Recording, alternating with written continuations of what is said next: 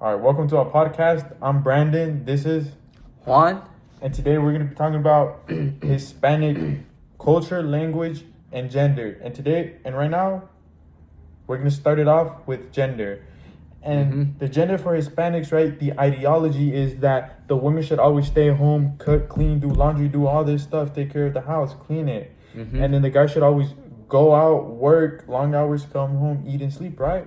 And I feel like that shouldn't be it shouldn't be like that. The women shouldn't be stuck at home doing the same thing over and over and over.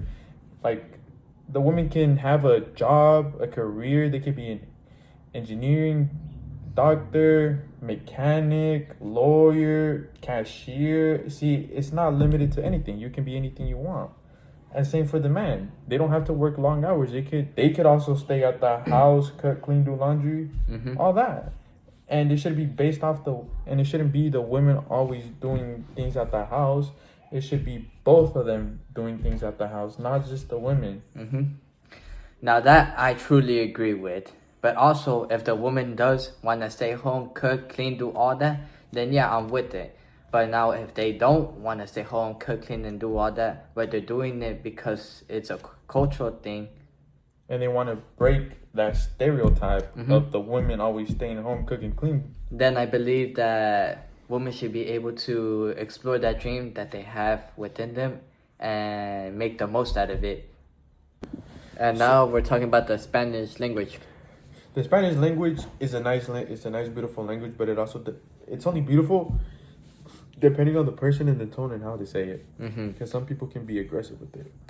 Like, for example, some people might have a heavier tone than others, and some people might have a lighter tone than others.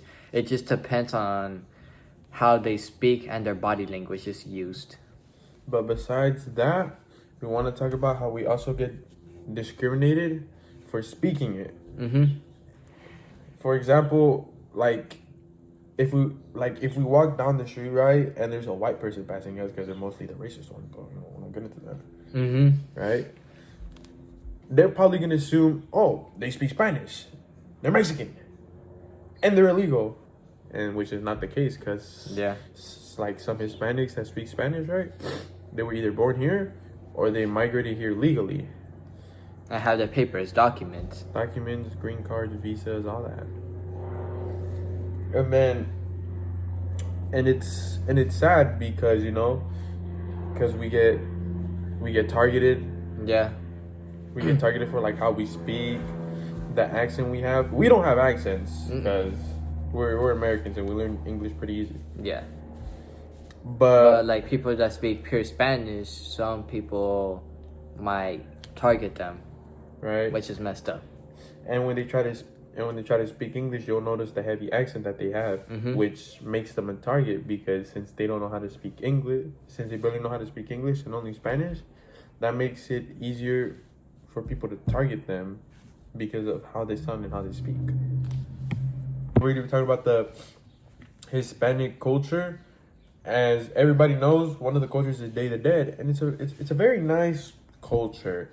Celebrating those who passed away with. Making big altars for like grandparents, the grandparents' parents, and then it's just like generation after generation.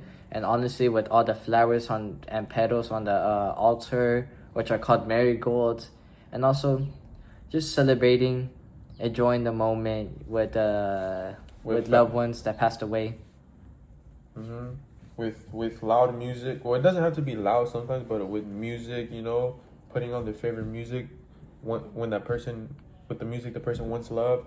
Also bringing them gifts that they used to love. Just put it on their altar, on their pictures that you have with them. And also, the topic is like explaining about like loved ones crossing the bridge to come over and visit their families once a year.